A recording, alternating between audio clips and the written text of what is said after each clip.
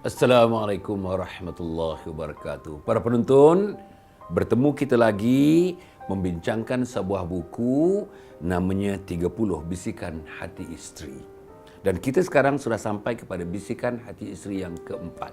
Yang keempat dah para penonton. Apa dia? Wahai suamiku, bersikap romantik dan sayangilah isterimu ini. Beromantiklah dengan aku. Memberikan kata-kata, memberikan semangat kepadaku dengan penuh sifat-sifat romantik. Para penonton yang mati sekalian, romantik ini diperlukan oleh semua orang. Sifat romantik ada kepada semua orang. Sama ada kita boleh melahirkan atau tidak melahirkan, itu soal lain. Sama ada kita dapat melahirkan dengan sepenuh hati dan jiwa, itu soal lain. Sama ada kita dapat melahirkan dengan penuh sikap, dengan penuh kekuatan yang ada pada kita dan dibalas pula oleh suami, dibalas pula oleh isteri dengan romantik, tingkat romantik yang sama, itu lain. Tetapi apa yang saya nak sebut, semua orang boleh memaparkan sifat romantik. Daripada mana sifat romantik? Sifat romantik saya katakan daripada kepala turun ke hati. Ingat tadi, sifat romantik sebanyaknya dari hati. Bayangan daripada hati, daripada jiwa, daripada perasaan. Yang romantik maknanya bahasanya romantik, cara menuturnya romantik, cara memandang romantik, cara senyum romantik, cara menganggukkan kepala romantik, cara menghulurkan barang dengan romantik, cara menyambut pemberian romantik, cara menghulurkan pemberian romantik, cara menyuapkan makanan dengan romantik, cara membancuh air pun ada cara yang romantik. Cara menyajikan makanan sudah tentu ada cara-cara yang romantik. Dan cara-cara yang romantik ini, tangan seronok nak pegang, mata seronok nak pandang, telinga seronok nak dengar, hati seronok nak membayangkan kata-kata bahawa hati aku ni memang seronok melihat suasana yang penuh dengan ciri-ciri romantik itu. Oleh itu para penonton, romantik yang pertama ialah perkataan. Senyum mengukirkan perkataan, merendahkan suara dalam menuturkan perkataan, memilih perkataan-perkataan yang cantik-cantik, yang ada membayangkan romantiknya, kasihnya, sayangnya, cintanya, kepaduannya, keintimannya. Dan bagaimana lagi dengan renungannya? Macam mana renungannya? Renungannya romantik. Tuan-tuan lebih faham daripada saya, dan saya agaknya tuan-tuan lebih memahami daripada saya dalam hal ini. Yang ini tak boleh diajar, ini natural sebenarnya. Tapi walaupun dia datang natural kepada kita, tetapi kita kena ada ilmu.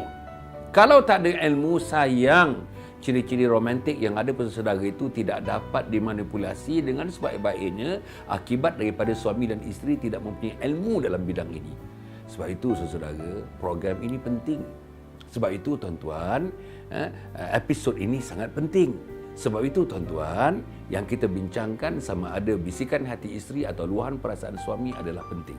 Dan untuk kita pergi kepada yang hal-hal yang romantik ini, beberapa perkara yang perlu dilihat. Pertama, ungkapkan kecintaan dengan penuh rasa kasih sayang dan kecintaan dengan perkataan-perkataan yang betul-betul menggambarkan bahawa kita jatuh cinta kepada isteri dan kita jatuh cinta kepada suami. Nombor dua, cinta dahulu diri sendiri. Cintai dahulu diri sendiri. Kita tak boleh mencintai orang lain kalau tak cinta diri kita sendiri. Kita tak boleh sayang orang lain kalau tak sayang diri sendiri. Artinya, lengkapkan diri sendiri pada masa yang sama, bertatih-tatih untuk kita memanjangkan kasih sayang dan kecintaan itu kepada orang yang bersama dengan kita, namanya suami-suami kita bagi pihak isteri, isteri-isteri kita bagi pihak suami. Nombor dua. Nombor tiga, memperbanyakkan masa bersama. Cari. Memanglah tuan-tuan, macam saya, macam tuan-tuan perempuan memang sibuk.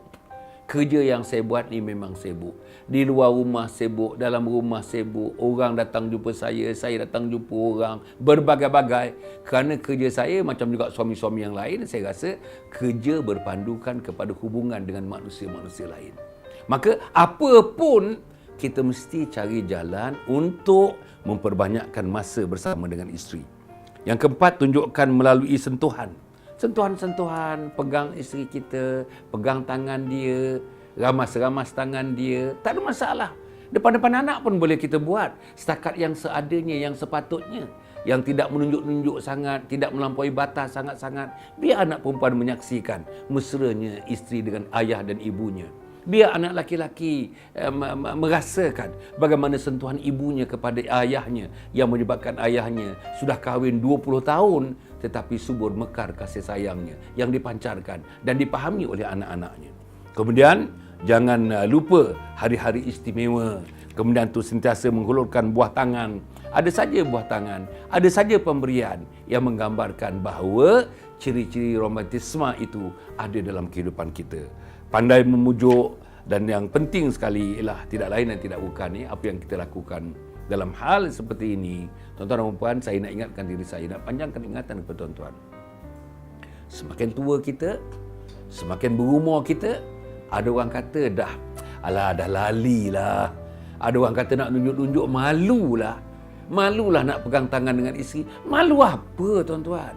Saya dalam menuntut pelajaran di luar negara, 7 tahun setengah saya buat di negeri barat, di Amerika Syarikat. Saya tengok orang-orang di sana tuan-tuan yang tua-tua pun 70-80 jalan berpegang tangan bersama-sama suami dan isteri. Saya nampak agaknya di Malaysia ni suasananya tidak banyak begitu. Agaknya mungkin budaya kita tidak begitu. Tapi walaupun kita tidak berpegang tangan, tapi hati kita berpegang hati antara satu dengan lain.